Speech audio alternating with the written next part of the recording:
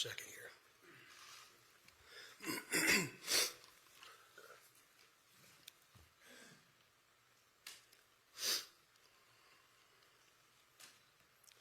Seldom do I have prepared remarks, but today is different because I do not want there to be any confusion or ambiguity with what I will say.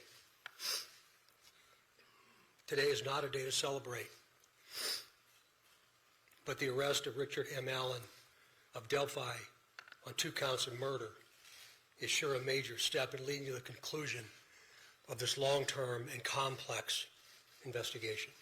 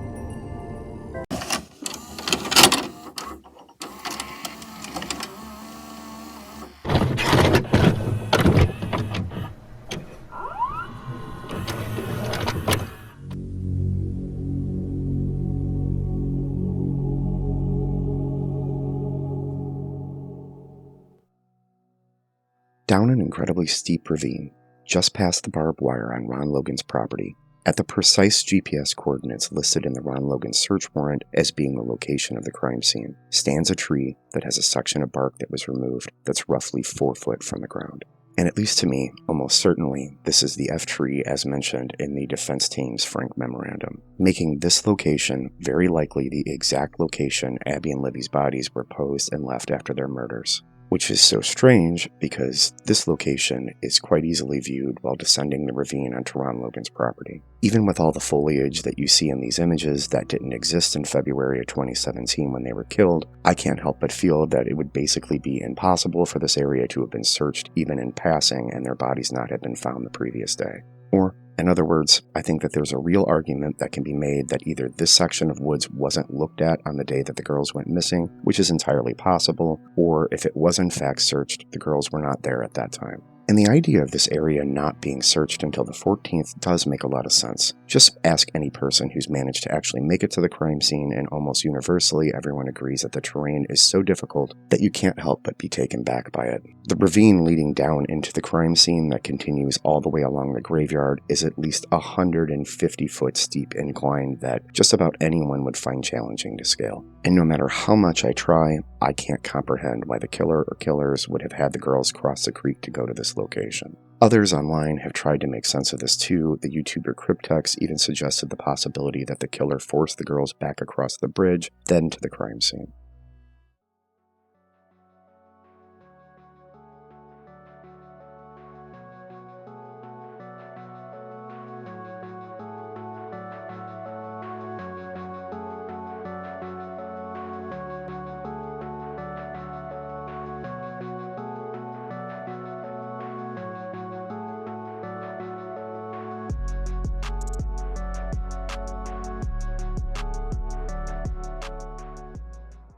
But that couldn't have happened because Libby's recording was only 43 seconds long, and the killer clearly tells her to go down the hill in it. And since it's impossible to cross the bridge in 43 seconds, it's basically proven that the killer forced them down the hill at the south end. Then, for whatever reason, crossed the creek in broad daylight up a steep embankment where he killed them, and then he scaled a 150-foot ravine before walking a mile back to his car down the road, which has just never felt right to me.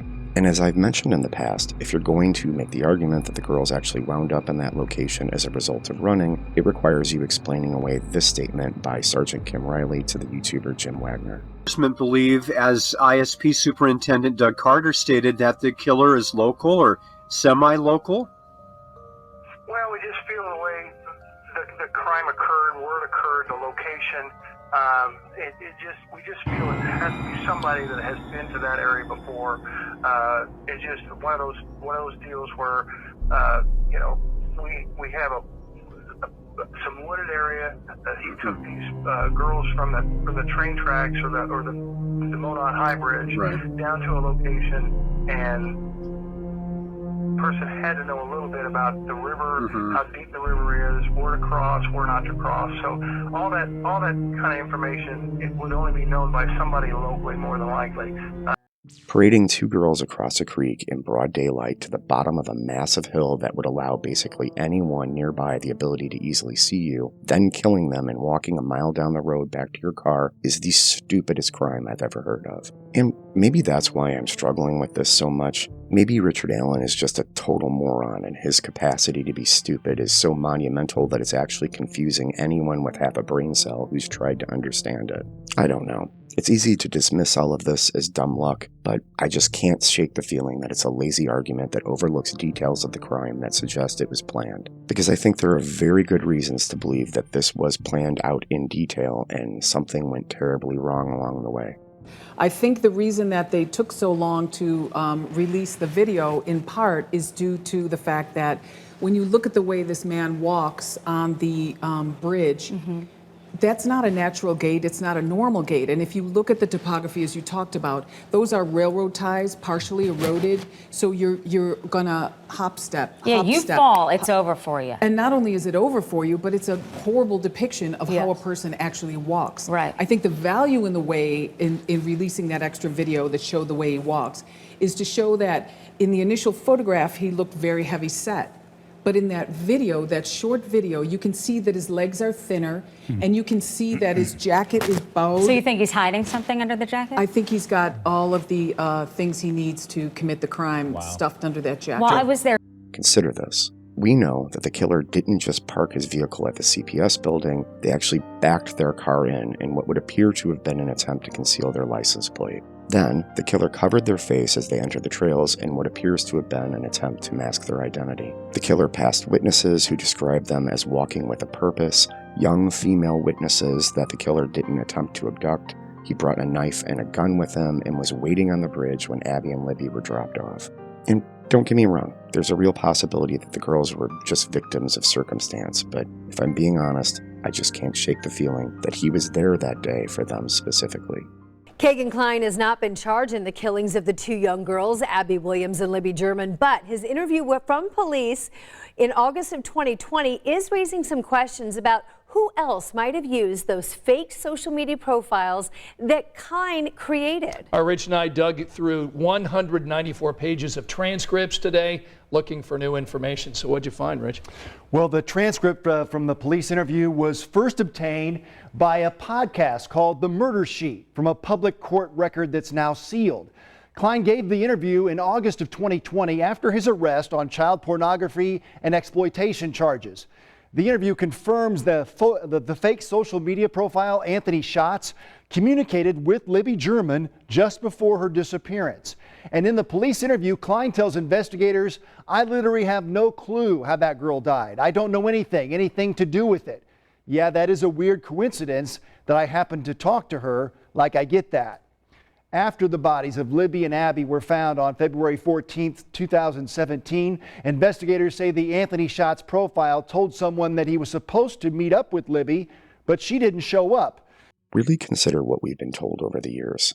First, this sketch was a completely different person than this sketch. Then it was the same guy. or maybe not, or maybe it was. And now I guess they're the same guy again. Even though they look nothing alike and one of them isn't wearing the hat everyone else saw a bridge guy wearing. Then social media wasn't involved, then it was, and then it wasn't. Liberty German reset her phone just before her murder, and that was just a coincidence. It started randomly pinging at 4:30 in the morning after going hours without a signal. They searched the Wabash River for 6 weeks and arrested Richard Allen days later, but I guess that wasn't related either. The prosecutor said others might have been involved, and it's never been mentioned or explained ever again, almost like it never happened.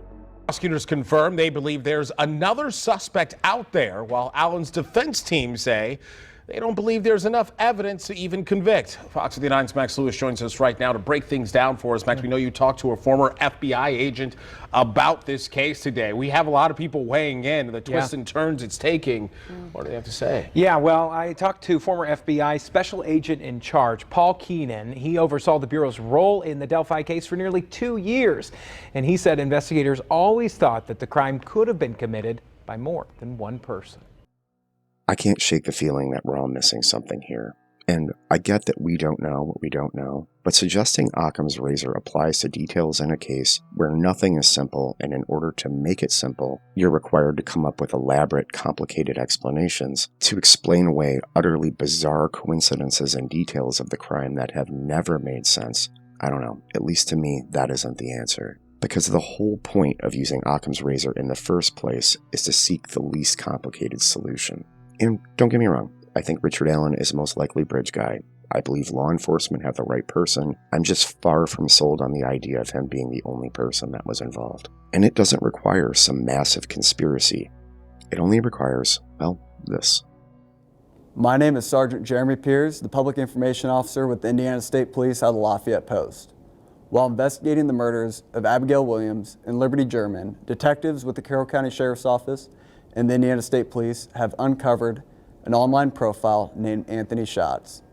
If a currently unknown person had access to the Anthony Schatz account, a lot of those bizarre details quickly become much more easily explained. The killer seemed to walk with a purpose, hid his license plate, masked his face, and brought weapons because he knew they were going to be there. The two sketches looked different because they're different people, and the girls didn't escape even though they weren't restrained, which we know because they did not have ligature marks on them, because the killer wasn't acting alone. Perhaps he parked his car so far away because his accomplice had parked much closer, perhaps at or near the cemetery, which could explain why they crossed the creek, which would also explain why absolutely no one else saw this younger man enter or leave whatsoever on the trails that day, because he didn't enter or leave through the trail system. He left through the woods to the cemetery. But maybe, and most importantly, if this really was some kind of failed abduction that had gone horribly wrong as the result of an accomplice taking things too far, it would go a very long way, at least to me, to explain why Richard Allen has confessed so many times to so many people. Because maybe he genuinely didn't want things to go the way that they did. We are learning more about the reported confessions made by Delphi murder suspect Richard Allen. He is accused of killing Abigail Williams and Liberty German in February of 2017.